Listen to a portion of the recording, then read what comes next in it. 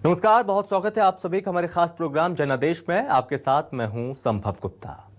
इस बार क्या कह रही है रायपुर की जनता का क्या है जनादेश, ये समझने की कोशिश करेंगे हमारे संवाददाता Satya Rajput. Satya, over to you.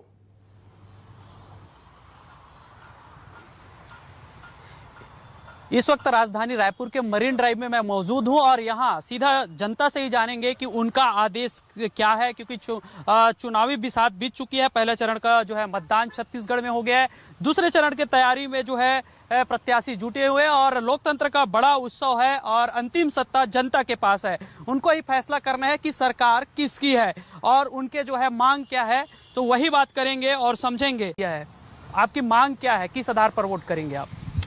निश्चित रूप से आज वर्तमान के सरकार के इस 5 साल के कार्यकाल पूरा होने के बाद में और अभी फिर से चुनाव की जो परिस्थिति आई है और घोषणा पत्र के माध्यम से आम जनताओं को, राज्य के तमाम अलग अलग वर्गों को और साथ में चूंकि कर्मचारी संगठन का नेतृत्व करते हैं, इसलिए कर्मचारी संगठन के मामले में भी हम ये देखते हैं कि जो एक घोषणा पत्र में जो बात जो कही जाती है और ये भी एक मानना और हमारा सोचना ये है कि जो घोषणा जो होती है उस पर अमल भी किया जाना चाहिए। और कहीं ना कहीं जो अमल नहीं होने की स्थिति पे कर्मचारियों का, आम जनता का अलग अलग क्षेत्रों में उसका आक्रोश भी जनता का जो रहता है वो भी वर्तमान में बना हुआ है। अब जहां तक देखने की बात है कि जो सबसे बड़ी बात जो महंगाई की बात है, महंगाई पर कंट्रोल इस सरकार के माध्यम से, केंद्र सरकार के माध्यम से हमारी अपील है कि महंगाई पर लगाम लगनी चाहिए। आप क्या चाहते हैं, क्या मुद्दे होने चाहिए? मुद्दे सर, किसानों को मुद्दा बहुत अच्छा मुद्दा है। इस सरकार ने 32 रुपए दिया है। किसान सदा उपेक्षित रहा है।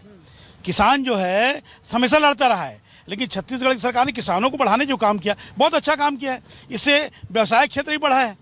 ब्लॉक में, तहसील में जो आज स्कूटर मोटरसाइकिल जाते हैं वो कार लेने की स्थिति में आ गया। ऋण माफी होगी, उनको अच्छा लाभ मिलेगा, 32 रुपये क्विंटल धान मिलेगा, 20 क्विंटल धान बेचेंगे, तो उसके लिए उपलब्धि है गाँव के लिए बहुत बड़ी। तो गांव की किसान है, सही बात है। ये एजेंडा सही है, बिल्कुल सही है सर। और क्या आपके हिसाब से होना चाहिए? आप शहरी क्षेत्र में रह रहे हैं, राजधानी में किस तरह की समस्या है जिसका समाधान होना चाहिए? शहरी क्षेत्र में सर, शहरी क्षेत्र का विकास तो होना ही चाहिए। शहरी क्षेत्र, लेकिन हमारे जो गांव से बनता है, हमारा देश तो गांव से बनता है ना। हम तो गांव की बात करेंगे, गांव के लोग हैं तो रहते शहर में है, लेकिन गांव का जो विकास होगा तब तो शहर का विकास होगा, है ना। बड़े बड़े पूंजीपतियों की जो ऋण माफी हो रही है, तो गाँव किसानों का ऋण माफी हो रही है, क्या प्रॉब्लम है सर? इसमें क्या समस्या है ना? इसमें कोई समस्या नहीं आनी चाहिए। करोड़ों रुपए जब मार कर रहे हैं तो और भी लोग हमारे साथ जुड़े हुए हैं। क्या लगता है कि जो घोषणा पत्र, जो सभी पार्टियां हैं, जो लगभग 10 पार्टी इस बार मैदान में हैं, घोषणा पत्र दिए हैं, उससे आप संतुष्ट हैं? आपके मत घोषणा पत्र पे खरा है?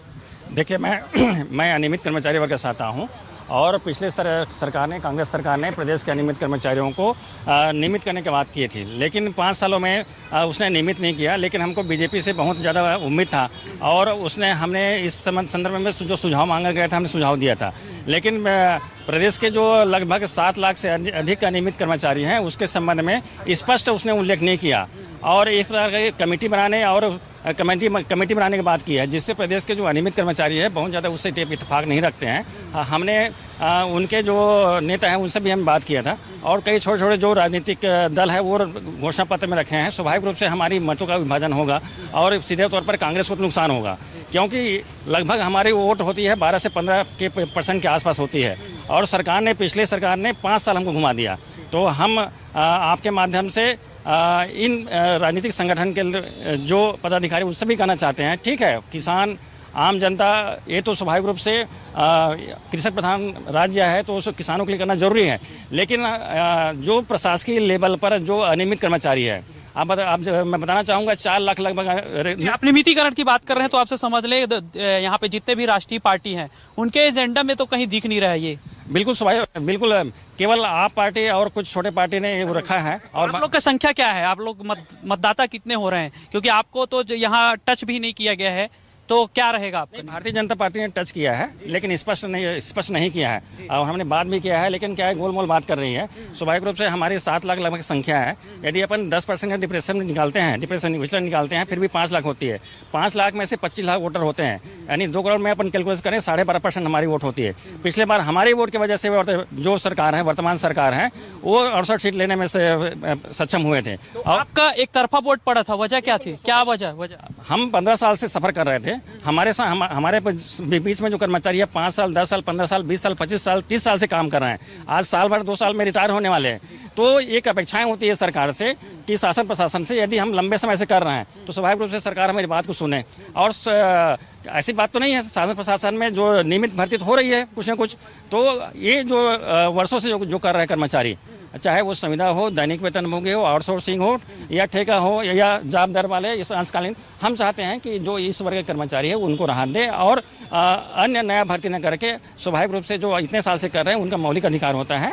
और यदि इस हमारे बातों को न्याय हो उनके साथ, बिल्कुल न्याय। युवा है जो है राजधानी को आप किस तरह से देखते हैं, किस तरह से इसका विकास होना चाहिए? उत्तर विधानसभा क्षेत्र में मौजूद है। देखिए, अगर मैं पूरे प्रदेश की बात करूं, क्या चाहे शहरी क्षेत्र हो चाहे ग्रामीण क्षेत्र हो, मैं आपने खासकर शहरी क्षेत्र की बात करूं, रायपुर राजधानी में आप अगर उम्मीद करेंगे कि पुलिस प्रशासन कैसा होना चाहिए, लेकिन यहाँ देखिए कांग्रेस सरकार आने के बाद एडिशनल एसपी के कार्यालय के नीचे 6 माह की बच्ची के साथ बलात्कार हो जाता है। ये तो यहाँ की कानून व्यवस्था है। युवाओं की आपने बात की तो सरकार ने कहा था कि 10 लाख लोगों को बेरोजगारी भत्ता देंगे। सरकारी आंकड़े की बात करूं तो आदरणीय उमेश पटेल जी ने विधानसभा के पटल पर कहा था कि 18 लाख से अधिक पंजीकृत बेरोजगार है, लेकिन सरकारी अगर हम डाटा की बात करें तो मुश्किल से 1 लाख लोगों को, मुश्किल से 1 लाख लोगों को बेरोजगारी भत्ता दे रहे हैं। तो बाकी लोगों को क्या आपने बेरोजगारी भत्ता दिया? क्या बिल्कुल नहीं दिया। ना ही रोजगार की व्यवस्था है, ना ही बेरोजगारी भत्ता दे रहे। युवाओं को छल दिया। महिलाओं की बात करूं तो महिलाओं को अपनी कंपनी का नियुक्ति के लिए अपने केश बनवाने पड़ रहे हैं। जो चाहे युवा हो, चाहे महिला हो, चाहे बुजुर्ग हो, प्रत्येक वर्ग को छलने का काम किसी ने किया तो कांग्रेस पार्टी ने किया है। शराबबंदी नहीं किया। कांग्रेस पार्टी का भी कहना है कि पिछले 15 साल जो है बीजेपी का सरकार थी और उस वक्त की हम बात करें तो क्राइम रेट दुगना था। सही है? ये इनके केवल कोरे वादे हैं, खोखले उनके दावे हैं। मैं कहना चाहूंगा, देखिए प्रशासन और जो भाजपा समय काल का था बहुत स्वर्णिम काल था। देखिए, चाहे वो शिक्षा की व्यवस्था हो, चाहे स्वास्थ्य की व्यवस्था हो। चलिए शिक्षा की मैं बात करना चाहता हूँ। हमारे कार्यकाल में 83 नर्सिंग कॉलेज खुले गए, IIT हमने लाया, IIIT हमने लाया, एम्स हमने लाया। इन्होंने क्या लाया? देखिए, आदिवासी वर्ग की बात करूं तो प्रथम चरण में 20 सीटों पर चुनाव हुआ। उस क्षेत्रों में हमने 27 लाइवलीहुड कॉलेज खोले थे। उस कॉलेज को बंद करने का काम कांग्रेस ने किया। और तो प्रयास नामक आवासीय विद्यालय खोला गया था जिसके माध्यम से IIT की पढ़ाई होती थी, उसको तक बंद कर दिया। और अगर सरकारी डेटा की बात करूं तो प्रत्येक वर्ष 1 लाख लोगों का, बच्चों का नामांकन पढ़ाई में कम हो रहा है। आदिवासी वर्ग की बात करूं चाहे शहरी वर्ग की बात करूं। और जिस प्रकार शहरी इस विधानसभा में कहते हैं कि सबसे ज्यादा आत्मानंद स्कूल खोला गया, आप उठा के यहाँ के वर्तमान में अगर मैं कहूँ तो निर्दलीय प्रत्याशी अजित कुकरेजा का बयान उठा लीजिए, कुछ दिन पहले कांग्रेस में थे, तो उन्हीं का वक्तव्य है कि केवल रंग रोगन किया गया है। केवल रंग रोगन करने वाली सरकार है, झूठे दावे करने वाली सरकार है। धरातल पर कोई काम नहीं किया इन्होंने। युवा भी हमारे साथ मौजूद हैं, युवाओं से समझ लेते हैं। भविष्य गढ़ने का समय है। आपके हिसाब से सरकार से क्या अपेक्षा है आप लोगों की? पहले तो मैं बोलूँगा युवाओं की इस विधानसभा या इस सरकार में बहुत फ़ायदा रहेगा। 18 लाख नए वोटर्स है जो इस बार मतदान देंगे।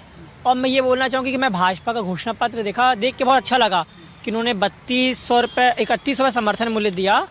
तो अपेक्षा थी कि उसी टाइप का कुछ आएगा। लेकिन मैं ये बोलना चाहता हूँ कि नरेंद्र मोदी जी से, भाजपा की सरकार से, जब वो यहाँ सरकार बनाने के लिए 3100 समर्थन मूल्य दे सकते हैं तो देश में समर्थन मूल्य 3100 क्यों नहीं दे सकते हैं? यहाँ उनको सरकार बनानी थी। सवाल ये है कि समर्थन मूल्य ही 3100 घोषित कर दिया जाए, क्योंकि देखो कांग्रेस की जो सरकार है वो तो लगातार किसानों के साथ रही है। उनका लास्ट टाइम अभी 1650 पर समर्थन मूल्य था, जो कि हमें आइडिया था कि बढ़ के ही आएगा। तो उनको ही देखते हुए उन्होंने 3100 पर समर्थन मूल्य दिया। तो ये सिर्फ सरकार बनाने के लिए किया गया। और मैं ये बोलना चाहता हूँ कि यहाँ 3100 दे सकते हैं हम, तो बाकी राज्यों से क्या नाराज़गी है? बाकी राज्यों में अब जाइए, 3100 दीजिए समर्थन मूल्य और क्लियर करिए। तो ये हमारी राय है कि आप मत देने जाएंगे, मतदान करने जाएंगे, तो क्या अपेक्षा है अपने प्रत्याशियों से? आपको प्रत्याशी से अपेक्षा रहेगी कि वो एक अच्छा कार्य करेंगे, लोगों की बातें सुनेंगे। क्योंकि 5 साल में बस वो 1-2 बार आते हैं शक्ल दिखाने के लिए, बाकी टाइम कोई आता नहीं है। तो हम चाहते हैं कि जो भी हमारा विधायक बने वो हमारे कनेक्ट में रहे, हमसे मिल के रहे, हमसे सुन के रहे। ऐसा नहीं कि जब चुनाव है तभी घर आके पैर पड़े। हम चाहते हैं कि हम जब उनके पास जाए एक पॉजिटिव रिस्पॉन्स है उनसे। आपके क्षेत्र में ऐसी स्थिति क्या कि जन सेवा के लिए आप जो है जनप्रतिनिधि बनाते हैं और वो बन जाते हैं राजा, ऐसा स्थिति है क्या? जी, मैं भाई से बिल्कुल सहमत हूँ कि उन्होंने कहा कि सिर्फ आखिरी में वो कुछ दिनों के लिए आते हैं। मैं कहती हूँ कि जब आप 5 साल पूरे सरकार बन के आती है तो पूरे पौने 5 साल तो आप विंटर वेकेशंस पे चले जाते हैं और आखिरी के 3 महीने आप गली मोहल्ला, हर नुक्कड़, हर आप जिला, हर जगह जाके सिर्फ वोट मांगते हैं, तो ऐसा काम करिए कि आपको वोट मांगने की ज़रूरत ही ना पड़े। मैं अनियमित कर्मचारियों में से एज अ अनियमित कर्मचारी आपसे ये कहना चाहूँगी कि आपने पिछले घोषणा पत्र में जो आपने आश्वासन दिया था, आपने जो स्ट्राइक्स को जाके मैं नाम नहीं लूँगी, हमें बिल्कुल आश्वस्त किया गया था कि 9 दिनों के अंदर भीतर सरकार आने पे आपको नियमित कर दिया जाएगा। आपने अपने घोषणा पत्र से कितने वादे पूरा किए और आने वाले जो घोषणा पत्र में दिया है तो उस पे हम कैसे रिलाई करें कि आप अपने घोषणा पत्र में जो दिए हैं कि आपने पिछले वादे तो पूरे किए नहीं और आने वाले घोषणा पत्र में जो वादे किए हैं वो भी आप निभाएंगे या नहीं निभाएंगे, वो उस पे हम कैसे रिलाई करें। मैं ये पूछना चाहूँगी गवर्नमेंट से, अगर करते हैं। आपके हिसाब से क्या होना चाहिए घोषणा पत्र में? आप महिला हैं, महिला छत्तीसगढ़ में अगर हम देखें तो महिला मतदाताओं की संख्या पुरुषों की अपेक्षा से ज़्यादा है। देखिए, पहली बात तो मैं ये कहूँगी घोषणा पत्र देना नहीं चाहिए। आप काम ऐसा करिए कि गवर्नमेंट आप लोगों को काम दिखे। आपको हर 3 महीने, आखिरी के जो 3 महीने जाते हैं, ये समस्याएं पूछ के आते हैं। ठीक है, आपने समस्याएं पूछी, आपने घोषणा पत्र में लाया भी, पर उसे लागू भी तो करिए ना। उसे लागू नहीं करते हैं और घोषणा पत्र में दे के लॉलीपॉप दिखा के चले जाते हैं, तो ये एक सवाल आपसे ये है, नारी सुरक्षा को लेकर पूरे देश में बात होती है, उनके अधिकार को लेकर दोनों पार्टियां जो है आज 33% की बात कर रही है, नियम कानून बनाने की बात हो रही है, तो क्या लगता है छत्तीसगढ़ में, राजधानी रायपुर में लड़कियां सुरक्षित हैं? वो रात में जैसे लड़कों के जैसे घूम पा रही हैं, निकल पा रही हैं घर से? फिलहाल पिछले कुछ समय से जैसा दिख रहा है, प्रतीत हो रहा है, वैसे महिलाएं की सुरक्षा बहुत ज़्यादा सेफ नहीं लग रही है। आए दिन जो क्राइम दिख रहे हैं उसके पॉइंट ऑफ व्यू से मैं इस चीज़ से तो असहमत हूँ। आपके हिसाब से आपका जनप्रतिनिधि कैसे होना चाहिए? बाकायदा उसे 4.5 साल विंटर वेकेशंस में ना जाके पूरे 5 साल में दिख तो रहो। कहीं ना कहीं जो एक दिन, जो 3 महीने जाके घर घर नहीं जाते हैं, आप डेली अपना एक रूटीन तो आपको वही है ना भाई। आप जनता के प्रतिनिधि इसीलिए बनाए गए हैं कि जनता के बीच में आपकी डेली की समस्याएं। ऐसा तो नहीं होता कि घर में सिर्फ एक दिन समस्या होगी, बाकी पूरे साल भर समस्याएं। तो देखिए, नाराजगी यही है कि जो जनप्रतिनिधि हैं वो जो है जीतने के बाद, जीतने तक तो घर में पहुंचते हैं, घर घर जाते हैं, और जीतने के बाद जनता उनके घर तक जाती है तो भी मुलाकात नहीं होती। समस्या का तो दूर है। आप भी चुनावी मैदान में हैं, तमाम लोगों को आपने सुना, स्थानीय लोग हैं, स्थानीय समस्याओं पे बात कर रहे हैं। पहले आप घोषणा पत्र में बताइए कि आप किस तरह से काम करने चाहिए। देखिए, घोषणा पत्र तो होना ही नहीं चाहिए। जितने घोषणा हुए सब धोखा हुआ है, तो अब कोई घोषणा पत्र लेकर आएगा उसके ऊपर कोई भरोसा नहीं है।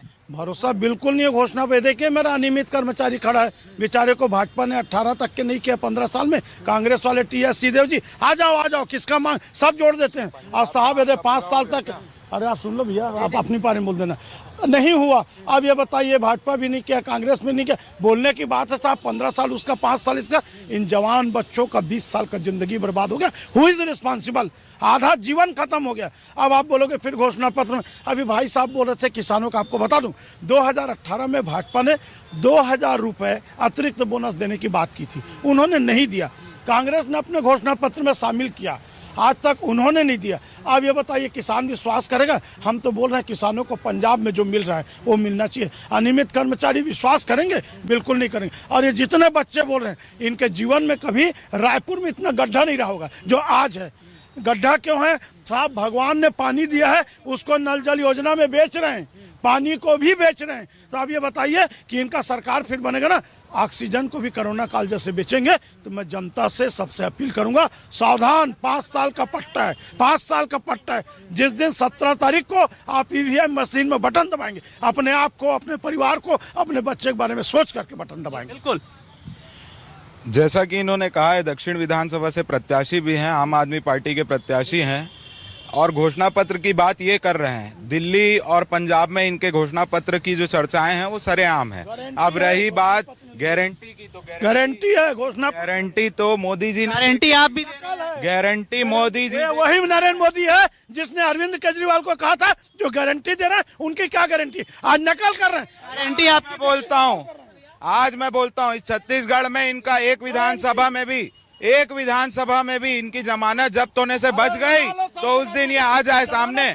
हर जगह इनकी जमानत जब्त हो रही है। गारंटी पे मैं ये बोलूंगा भैया, इनका घोषणा पत्र आया था जिसमें 2 करोड़ रोजगार मिलने का था, इसमें भी 1 लाख आया है। पहले तो आप 1 लाख 2 करोड़ तो दे दीजिए नहीं, अरे आपने करोड़ का करो, 2 करोड़ आज 2014 से कितनी सारी भर्तियां हुई हैं केंद्र स्तर में। मैं यही कहूंगी कि आप लोग ना जो किसान हैं किसानों के लिए करते हैं, हम भी अनियमित कर्मचारी हैं। सरकार सिर्फ किसानों को फोकस करते जा रही है। कृपया आप राजनीति न करें, राज्य के लिए नीति करें तो सभी का भला होगा, वरना किसी का भला नहीं होगा। सिर्फ ये जो गवर्नमेंट है पक्षपात ही करती है, सिर्फ किसान किसान किसान। तो हम भी कहीं ना कहीं गवर्नमेंट के साथ कंधे से कंधा मिला के कोरोना काल में खड़े हुए हैं। आज 5 साल बीत चुके हैं। जो उन्होंने वादा किया था उस वादे में से उन्होंने एक वादा पूरा नहीं किया। उन्होंने कहा था कि हमें नियमित कर देंगे। आज हम एज निकल जाएगी और कहते हैं कि नौकरी निकालेंगे। जब एज निकल जाएगी तो हम नौकरी के लिए एलिजिबल ही नहीं रहेंगे। आप जो वेतन विसंगति इतनी है, तो मैं ये बता दूं कि शराबबंदी न करते हुए उनके शराबबंदी जो 2 दिन का अगर रेवेन्यू जो शराबबंदी से जनरेट हो सकता है ना, उस रेवेन्यू से नहीं किया। इस बार तो कहीं टच नहीं हुआ है शराबबंदी, बिल्कुल नहीं हुआ है। तो गवर्नमेंट या झूठी कसम खाने के लिए था बस ये। आपके पार्टी ने क्यों नहीं किया? हम कसम झूठी खा रहे हैं, आपके पार्टी ने नहीं किया। भाई जो चीज प्रैक्टिकली पॉसिबल है, छत्तीसगढ़ का राजस्व आप मानते हैं छत्तीसगढ़ में शराब चरणबद्ध तरीके से होगा। हमारी सरकार के समय बहुत सी दुकानें बंद हुई थी, जिन्हें इन्होंने शुरुआत तो वहीं से हुई है, बीजेपी से। भाई हमने तो बंद करना चालू किया था। ये तो गंगा माता की झूठी कसम खा के समय बंद में आ गए, झूठी कसम खा के सत्ता में आ गए, युवाओं को ठग के सत्ता में आ गए, बेरोजगारी भत्ता का वादा करके आज क्या बोलते हैं कि इतने प्रकार के नियम कायदे कानून लगा दिए। बेरोजगारी भत्ता सभी को मिल रहा है, ऐसा ना बोलिए। एक एलिजिबल फॉर्म रहता है। किसानों को मुद्दा पे बात करते हैं। किसान है जी, मैं किसान हूँ। अच्छा, तो बीजेपी कांग्रेस सभी पार्टियों ने किसान को तवज्जो दिया है, वो पर्याप्त है जितना वो कह रहे हैं? ये सब झूठा है वादा, है ना। कांग्रेस ने भी झूठ बोला है। ये 16 और 17 का जो बोनस बाकी था भाजपा वाले ने नहीं दिया, है ना। उसको कांग्रेस वाले ने बोला था कि हम देंगे उनको, है ना। आज कहाँ दिए, है ना, है ना, कहाँ दिए उसको? एक आप बोलिए। वो भाजपा वाले तो नहीं दिए, वो भी ठग दिए, है ना। कांग्रेस वाले भी देने के लिए वो वादा किए तो वो भी ठग दिए, है ना। दोनों तो ठगे हैं जी, है ना। गारंटी दी गई, गारंटी नहीं है इन लोगों का। दोनों पार्टियों का कोई गारंटी नहीं है भाई। मैं एक किसान आदमी हूँ, लेकिन इन लोगों का ना कोई गारंटी नहीं है ना। शराबबंदी बोले, ये जो हमारे काका है ना, शराबबंदी पर बोले रही से, है ना, है ना। देश में किसान सम्मान निधि का पैसा मिल रहा है कि नहीं आपको? मोदी जी पैसा क्या चीज? कि नहीं? युवा है, युवाओं के मुद्दों पर भी बात कर ले। रोजगार है, भविष्य को लेकर जो है पढ़ाई है, शिक्षा चिकित्सा है, क्या लगता है क्या आधार होगा आपका? भैया सबसे पहली बात तो जो बोले थे कि रोजगार नहीं मिलता, ये नहीं मिलता, वो नहीं मिलता। आज हर छात्र के पास रोजगार जा रहा है। अब कुछ रूल्स होते हैं भैया। करते हो आप? मैं स्टूडेंट हूँ, मैं स्टेनोग्राफर की तैयारी कर रहा हूँ और B.Com चल रहा है मेरा साथ में। बोलते हैं कि रूल को फॉलो करोगे तब मिलेगा। भैया अब तुम जो मंगाए वो चीज़ को ले जाके दोगे नहीं। जो रूल मंगाए, जो फॉर्मेलिटी मंगाए वो आप सबमिट नहीं करोगे और बोलोगे हमको रोजगारी भत्ता मिल जाए, तो ऐसा हो नहीं सकता ना। हर चीज़ के लिए कुछ ना कुछ रूल चाहिए, कुछ ना कुछ आपको भी पॉजिटिव रहना पड़ेगा। नेगेटिव होके चलोगे तो आपको ज़िंदगी में कभी कुछ हासिल नहीं होगा। तो पॉजिटिव क्या सोच रहे हो? पॉजिटिव तो हम भैया सब चीज़ सोच के ही चल रहे हैं। और जो छात्र का है कि जैसे अब जो आत्मानंद स्कूल बन रहे हैं, ठीक, हम इतना अच्छे से इंग्लिश में बात नहीं। में जो शिक्षा दी जा रही है, चाहे स्कूल शिक्षा की बात हो चाहे उच्च शिक्षा की बात हो, लगता है आपका भविष्य संवर पाएगा उससे? सवरेगा भैया, क्यों नहीं सवरेगा। धीरे से अब आदमी मेहनत करे तो सब चीज़ होगा, चाहे कुछ मिले या ना मिले। मिलेगा तो और अच्छी बात है, नहीं मिलेगा और आदमी मेहनत नहीं करेगा तो जिंदगी में कुछ हासिल नहीं कर सकता। जी बोलिए। आज हमारे घोषणा पत्र में हमने युवाओं के लिए इनोवेशन हब की मांग की है। इनोवेशन हब बनाएंगे बोला है, यहाँ पर रोजगार मिलेगा लोगों को, ऐसी इंफ्रास्ट्रक्चर की तैयारी करेंगे। 15 साल में जो आपको आज रायपुर का विकास दिख रहा है, छत्तीसगढ़ का विकास दिख रहा है, ये भारतीय जनता पार्टी की सरकार में ही हुआ है। 5 साल की कांग्रेस सरकार में अगर जो 15 साल का विकास भारतीय जनता पार्टी ने किया था, अगर उसे ये लोग सहेज के रख लेते तो आज ये शहर की दुर्दशा नहीं होती। आप जिस गली जिस मोहल्ले चले जाएं वहां गड्ढा, आज रोड पटता है और रात में वहां गड्ढा खोद देते हैं। आज रोड पटता है और रात में वहां लाइन बिछाने के लिए गड्ढा खोद देते हैं। ये लोग किस हिसाब से बात करते हैं? और आपसे बात करता हूं, आप ये बताइए, आपने छत्तीसगढ़ में 67% जो कर्जा है लगभग 82,000 करोड़ का कर्जा है, जिसमें 64,000 करोड़ का कर्जा लिया। ये बोलते 22,000 करोड़ का हमने कर्ज माफी किया और किसानों को दिया, तो बाकी पैसा कहाँ गया? अगर इतना सही बोल रहे हैं तो दिखना चाहिए। नहीं, बिल्कुल सही। जितने लोग खड़े सब कर्जा में डूबे हो और लगातार और कर्जा हो रहा है। ये कौन सी बात है कर्जा लेकर के घी पीना? दोनों सरकार के मैनिफेस्टो में मध्यम वर्ग के लिए कुछ नहीं है, मध्यम वर्ग की जनता के लिए कुछ भी नहीं है। देखा जाए आप देखिए घोषणा पत्र देखिए। तो इस पुरुष हैं क्या ये लोग? मध्यम वर्ग अवतार लिए और सब कुछ हाथ में है। मध्यम वर्ग का जीता नहीं क्या? छोटा मोटा काम करने वाला जीता नहीं क्या? कि 10,000 ऊपर कमाने वाले जीते नहीं क्या? उनका भी परिवार है। तो फिर आप टैक्स हमसे लोगे और सुविधा दूसरे को मिलेगी। फिर क्या मिलना चाहिए? सुझाइए क्या मिलना चाहिए? भाई आप टैक्स ले रहे हो तो सुविधाएं, सारी सुविधाएं मिलना चाहिए ना, जो आम सुविधा है। शिक्षा है, अच्छी शिक्षा होना चाहिए, स्वास्थ्य होना चाहिए, रोजगार होना चाहिए। ये तो सारा बंद है। केजी से पीजी तक की शिक्षा फ्री की बात हो रही है घोषणा पत्र में, कितना सही है? देखिए, केजी से पीजी तक की जो फ्री एजुकेशन की जो बात हो रही है, ये तो राज्य में लागू भी है वर्तमान में। आज शासकीय स्कूलों में ये निःशुल्क ही शिक्षा है कुल मिलाकर। और आकर्षण की बात जहाँ तक ये है कि जो निःशुल्क की जो बात ये कर रहे हैं कि किसी भी प्रकार का शुल्क अगर न लिया जाए, ये आने वाले समय में पता चलेगा। अगर शिक्षा की बात करें फ्री सभी पार्टी जो है फ्री का ये फ्री देंगे वो फ्री देंगे, ये राज्य के हित में है, व्यक्ति हित में है? बिल्कुल राज्य के हित में नहीं है। यदि राज्य के जो नागरिक है उसको स्ट्रेंथ बनाना है तो उसको मजबूत बनाना है, उसके लिए तरीका होना चाहिए। शिक्षा, स्वास्थ्य जैसे चीज़ों को 100% यदि कर दे तो कोई भी व्यक्ति के पास में किसी प्रकार की कोई कमी नहीं होगी। आप इंफ्रास्ट्रक्चर डेवलप कीजिए, लोगों को ताकतवर बनाइए, उसको आप मुफ्त का एक आदत मत बनाइए। ये हमारा नए मतदाता हैं आप लोग, 18 लाख से ज्यादा छत्तीसगढ़ में नए मतदाता है। किसकी ओर है और क्या अपेक्षा है आप लोगों की? जब बटन दबाएंगे ईवीएम में तो आपके दिमाग में क्या होगा? किस आधार पे आप बटन दबाएंगे? हम तो सिर्फ युवाओं को कौन सरकार क्या अच्छी सुविधा देगी उसके बारे में सोचेंगे। कि भारतीय जनता पार्टी ने तो बहुत से वादे किए हैं, दोनों ने तीनों जितने भी पार्टी हैं सभी ने वादे किए हैं, लेकिन कौन अपने वादों पर खरा निखरेगा हम उसको सोचकर और प्रत्याशी कौन है उसको देखकर वोट देंगे। भरोसा है घोषणा पत्र में? अब भरोसा तो किसी पे नहीं है ना। तो भरोसा कैसे होगा? कैसे आप अपने वोट देंगे जब भरोसा ही नहीं है? तो कैसे करेंगे? सीधी सी बात है, दोनों में से एक पार्टी पर भरोसा करना पड़ेगा, चाहे वो भाजपा हो या कांग्रेस। अब प्रत्याशी कौन है उसको देखना पड़ेगा। दोनों जगह अलग अलग प्रत्याशी हैं। कई जगह सुनाई में आ रहा है कांग्रेस सरकार ने काम नहीं किया प्रत्याशियों ने, लेकिन वही जो दीदी ने कहा कि सिर्फ चुनाव के समय में आते हैं, बाकी समय तो दिखते नहीं है प्रत्याशी को। ये सभी पार्टियों के घोषणा पत्र में कितना दम है? क्या किस तरह से देख रहे हैं? देखिए, हमारे घोषणा पत्र में जो कांग्रेस पार्टी का घोषणा पत्र है, पिछले बार भी हमने जो वादे किए थे वो जनता को उसका लाभ मिला है और हमने सारे वादे निभाए हैं। इस बार भी यदि हमने कहा है कि 3200 रुपये मिलेगा और कर्जा माफी होगा, तो इस बार 120% होगा। और युवाओं के सारे वादे निभाए? नहीं, बिल्कुल नहीं। आप एक वादा बताइए, 36 वादे किए हैं तो कितने वादे पे किए? सबसे इम्पोर्टेंट जिस मुद्दे को लेके कांग्रेस गवर्नमेंट इस शासन में आई है, 5 साल आई है, उसमें सबसे बड़ा मुद्दा अनियमित कर्मचारी का था। अनियमित कर्मचारियों ने एक बहुत इंपॉर्टेंट रोल प्ले किया है कांग्रेस गवर्नमेंट को लाने के लिए, बट जिस विश्वास के साथ हम उनको लेके आए उन्होंने बहुत बड़ा विश्वासघात किया है।